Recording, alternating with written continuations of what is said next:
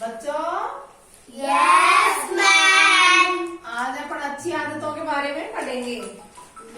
अच्छी आदतें, सुबह जल्दी उठना चाहिए, उठते ही फ्रेश होना चाहिए। हाँ, उसके बाद में अपने को हाथ मुंह धोने चाहिए, ठीक है।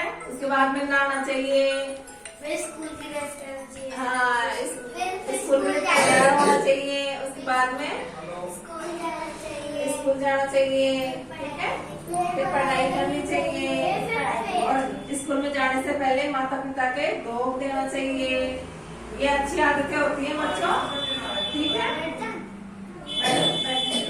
अच्छी आदतें, सुबह जल्दी उठना, उठ के फ्रेश फ्रेश रहना, नहाना धोना, ब्रश करना, ठीक है।